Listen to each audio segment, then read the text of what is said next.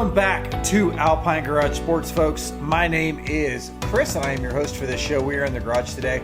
Beautiful overcast day in Colorado.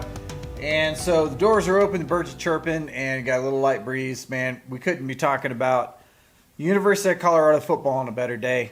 We have a couple of summer camps coming up today and tomorrow. The postgraduate camp and also the walk-on camp. So we're looking to fill seven scholarship spots at this point. And of course, this is Alpine Garage Sports, so we got to take one of those out for Charlie Offerdell. So they're really looking for six. But, there's been more news now reported on the Big 12 possible move for Colorado. So I wanted to explore that a little bit. This article actually came out from Barry Trammel. Now, for the folks in Colorado probably don't know a lot about Barry Trammel, but because I'm also tied to OU, I know Barry Trammel's worked very well. He started about 1991-ish, early 1990s at OU when I was around that as well. And I've been following ever since then because I follow OU very closely. It just so happens that he not only does he follow OU and Oklahoma sports in general, but also real big Big 12 columnist as well. So when he came out with this article that was stating that Colorado is getting, quote, close to joining the Big 12, it caught my attention, as it did quite a few other people that know Barry Trammel's work. So at this point, I kind of wanted to dive into that a little bit because we have already done several videos on this about what would that look like if we went to the Big 12? What are our chances of going to the Big 12? Would Colorado even consider it? And now that Barry Trammel's in there saying that, in this article he says that someone that he knows closely inside the Big 12 says that Colorado is, in quotes, close to joining the Big 12. Now, is this surprising? There's a lot. When I put these videos out, we don't get the same kind of, I would say, viewership that some of the other subjects that we put on here do. But when we do, it's very hit and miss. A lot of people want to stay in the Pac12, even though it is being somewhat cut apart. The other half want to go to the Big 12 and kind of get back to our roots, which is kind of where we've been since, the late 40s, essentially, up until we came to the Pac-12. There's even some subscribers out there that say that because Colorado is more of a kind of a research school, that it kind of belongs in the Pac-12 with some of the West Coast research schools, and that the money for funding those research facilities comes better from that conference than it would from the Big 12. But I don't know that that's necessarily true because, like, Baylor's part of the Big 12. He's one of the biggest research schools in the United States. So I'm not sure where that argument comes from, but I understand that some people might be afraid to move in that respect because Colorado is a big research school. But when it comes to athletics, now that you're losing losing UCLA is big, not huge, but big. But losing USC in this is obviously very big, and it's going to take a lot of schools, a lot of good schools to kind of replace that. Plus, there's always rumors of Oregon leaving. There's rumors of Washington leaving. So what happens if all of those key West Coast schools leave the Pac-12? But I digress. We got off onto this little spur about, why going to the Big 12 would probably be a good move for us. Since Brett Yormark has come into the Big 12, the Big 12 with losing Oklahoma and Texas was essentially in the same state a year ago that the Pac-12 is now. Everybody thought doomsday, lose OU and Texas. I mean, those are the two biggest schools in the conference. And for those to go to the SEC, now the Big 12 is just going to be parted out and it's going to be a nothing conference. And then all of a sudden you hire the right person coming in, Brett Yormark, who is a marketing genius, and goes and pulls in 4 other schools and then secures a bigger contract than they had with Texas and OU in it. I mean, that's insane. Nobody thought that would happen. In fact, a lot of the other conferences thought, hey, more money for us. Let's go get it. And some of them did. But what does that leave? There's always going to be a loser in this scenario, right? Someone in this shift gets lost, and the loser is the Pac-12. So in this case, Brett Yormark secured the future for the Big 12, and now it's making it that much more palatable for other schools to come and join. Because this money, we're not talking about inconsequential money. Now that we have Prime in here, we're going to be winning more, right? So that is the process. You hire a new coach, the coach hires a new coaching staff, you turn over an entire roster, and your expectation is to win immediately.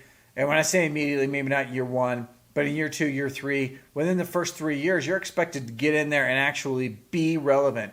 And in this particular case, if you're going to do that, you might as well get paid for it. If you have the opportunity next year to go to the Big 12, and you can make markedly more money for your university, and everybody has been saying, hey, now that Prime is here, we need to expand the stadium. We need to expand the stadium. Do we need to add baseball? I mean, there's all these things that are popping up now. That takes money. And one of the biggest revenue sources is this media rights deal. So there's no reason why we wouldn't be talking about the fact that moving to the Big 12 would be a better option for him right now. Now, the Pac-12 could literally pull a rabbit out of his hat and come up with like the most impressive thing, the most impressive media package that would pass the Big 12 and be right behind the Big 10. But I don't think it's going to happen. What is left? I mean, at this point, you're looking at streaming options because ESPN has all but basically left the negotiations. They've also dropped several big things, including Premier League soccer. So at this point, I don't know that ESPN is dropping Premier League soccer in order to pick up Pac-12 football. I don't know that that's going to happen. And then CBS came out and reported that ESPN stated that there are basically 3 conferences that they're going to be putting at a Tier 1 level when it comes to airing games. And that is going to be the SEC, the ACC, and the Big 12. So at this point, you have yet another check mark in there that ESPN is basically out on Pac-12. So at this point, it comes down to the Pac-12, if it stays together, is going to either take a cut or they're going to have to go to basically streaming, which is, I don't know that anyone thinks that streaming is probably a great idea in order to make a lot of money and get your teams viewed. It's definitely not good for recruiting, I can tell you that. So that stated, if you know you're going to be giving away money at that point and you're trying to possibly expand your athletics department, continue to feed this juggernaut of recruiting and transfer portal and things like that. I mean, this is the start of building a process. You're building something that kids that are in the, that kids that aren't even in high school yet are already writing Colorado on their walls and they're putting their heroes up there so that by the time that they get to be a senior in high school, they can commit to Colorado and go. That takes 5-6 years to do. And if you don't have right now, if you don't have the media rights in place in order to get that recruiting in, because these people want to be seen on TV. These people want to be with a winning team that plays on national television to get them the most air, to get them the best draft prospect so that they can move on in their career. They're not going to a school where they're not going to be seen. So at this point, we can be the best coach school. We can have the best marketing in the school. But if our media rights deal sucks, where are we at? And it's going to take one of the 4 corner schools to come in. Utah being the one that probably doesn't want to come in the most. Colorado being stated that they want to come in the most. So you get Colorado to fall, come into the Big 12. If that happens, what's being said in this article is that the domino effect is going to start. It's possible that at least 3 of the 4 corner schools would go to the Big 12. If not, all 4 corner schools would go. This Big 12 informant is being told that they think that Colorado is on the precipice of moving into the Big 12. Now comes the part where I jump in and kind of tell you my point of view on this, because it's my point of view. And it doesn't mean anything outside of the fact that I've been a Big 12, I've been a Big 8, Big 12 guy my entire life. My heyday back when I was young was Big 8 football, Colorado, OU, Nebraska. The heritage there is important. Now, when it expanded to the Big 12, we lost a little bit of that, but it seems like Brett Yormark is wanting to bring that back. And when you're talking about the marketing of something, it's not a small thing. Keep in mind that Colorado has not won a single game yet, okay? But everybody who is a Colorado fan and many people outside of that believe that Colorado is going to dominate this year because of the marketing that we've done by bringing Prime in, by Prime bringing his coaches in. We've talked a lot. We've made a lot of roster changes. The definite movements that we've made, the actions are important, okay? But until you start winning games, it is marketing.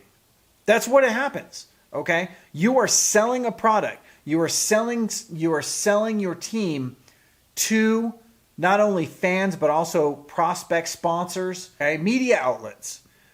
You're selling to them. This is part of the sales process. It is a business. It is a business, guys. It's a business. And so when you're talking about Prime being one of the ultimate marketers, I 100% agree with that. He has made everybody think that we're going to win a national championship this year just based off of him being here and the moves that he's made. Okay? Brett Yormark is almost doing the identical thing with the Big 12. I mean, identical. We lost Texas and OU out of the Big 12. And everybody still thinks this is the greatest conference ever. And ESPN and everybody else threw money and gave the Big 12 more money because of the marketing of what could be. Brett Yormark and Coach Prime, as far as I'm concerned, are very similar to one another. And they know how to market this business. And the marketing will bring us benefits. It will bring us better recruiting. And better recruiting brings us and better coaching. And better recruiting and better coaching brings us a better win-loss total. A better win-loss total gets us closer to a national championship. Once you win a national championship, those, like we were talking about, those pre-high school kids that are playing football right now have Colorado banners, have Ralphie on their wall. And they have already projected that they're going to go there 6 years out sometimes. And that's what we need in order to build this program. That is a wrap from Alpine Garage Sports. I just wanted to bring you Barry Trammel's view on this and the fact that he said that he has a source inside the Big 12 that says that we are close to joining the Big 12. And if that is the case, then I personally think this is going to be a huge win for us. I think it's going to match what we're doing inside the school. You bring our conference into doing the same thing. And I'm telling you, the explosion is going to be immense. I appreciate you hanging out with me today on this rant about the Big 12. I will see you in the next video. And if you haven't already heard, we coming.